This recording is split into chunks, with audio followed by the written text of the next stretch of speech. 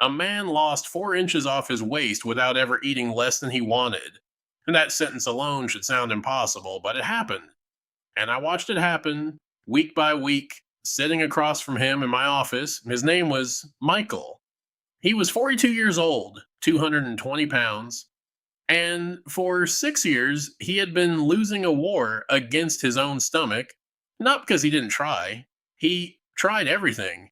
What he didn't know was that the method that finally worked wasn't a diet at all. It was a way of eating an entire country had been quietly practicing for generations, and almost nobody in the West understood why it worked. Michael came to me exhausted. Calorie counting had left him obsessive and hungry. Intermittent fasting gave him headaches by week 2. Low carb made him irritable at home. More exercise just made him hungrier, and hungrier meant eating more at night, and the eating more at night meant the scale never moved.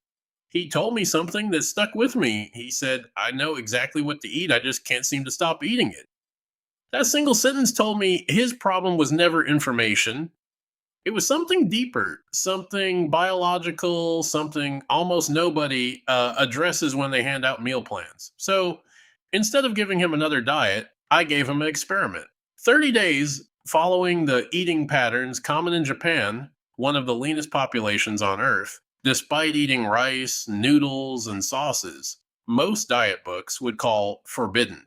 The Japanese don't restrict food groups. They don't fast for 16 hours, and yet metabolic obesity rates in Japan sit dramatically lower than in most Western nations. Something about how they eat, not just what they eat, was doing the work. I wanted to know if that something could rescue a man who had already failed at every conventional method. Day 1 was almost anticlimactic. Michael didn't cut a single food group.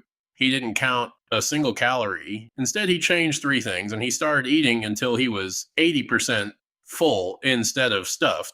A centuries old practice called hara hachi bu.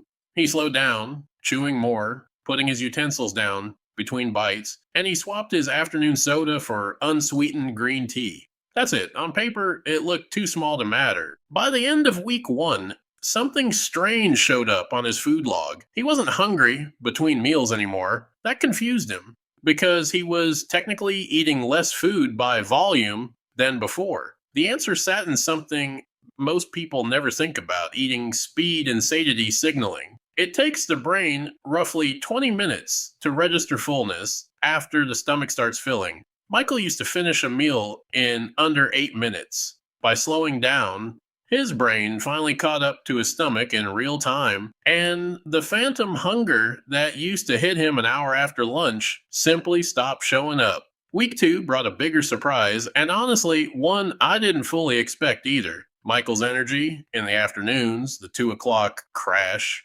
that used to send him straight to the vending machine, disappeared. I suspected it had something to do with his blood sugar, so we checked. His post-meal glucose spikes had flattened out noticeably. Traditional Japanese meals lean heavily on fiber-rich vegetables, seaweed, and fermented foods like miso, all of which slow glucose absorption into the bloodstream. Instead of a sugar spike followed by a crash, Michael's body was getting a slow, steady release of energy. No crash meant no desperate reach for sugar to fix it. But I promised you, this wasn't a smooth success story, and it wasn't. Week 3 is where Michael almost quit. A work trip threw off his routine entirely. Airport food, late dinners, no time to eat slowly, and old habits crept back in fast. He gained close to 2 pounds in 4 days, and called me convinced the experiment had failed. Here's the part that mattered most, though. Instead of giving up entirely like he had with every previous diet, he simply returned to the 80% rule the moment he got home. No punishment, no extreme restriction to compensate. And within days, the 2 pounds were gone. That single moment taught him something no diet plan ever had. Sustainable change doesn't require perfection. It requires a system flexible enough to survive a bad week. Week 4 is where the walking came in, almost by accident. Michael started taking evening walks, partly because Japanese culture treats walking as daily infrastructure.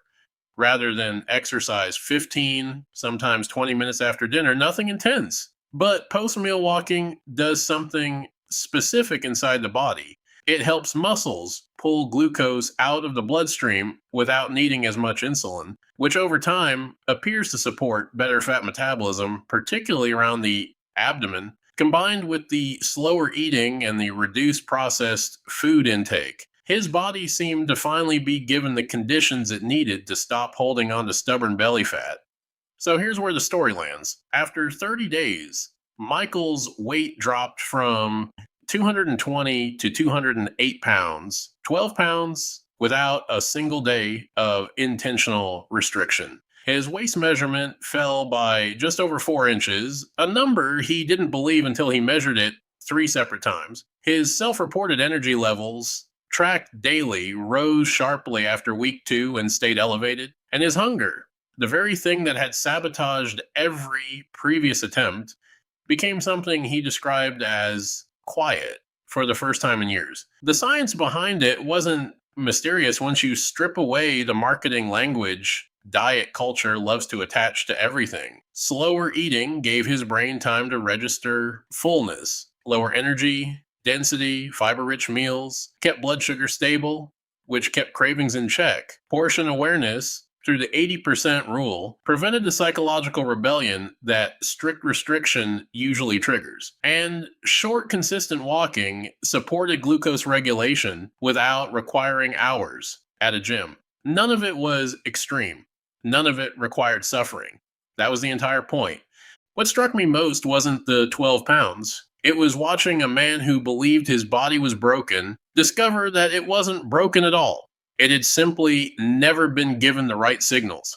Every diet he tried before had fought against his biology. This one worked with it, and maybe that's the real lesson buried inside this experiment. We spend so much energy searching for the diet that will finally force our bodies into submission when the body was never the enemy to begin with. It was only ever waiting to be listened to.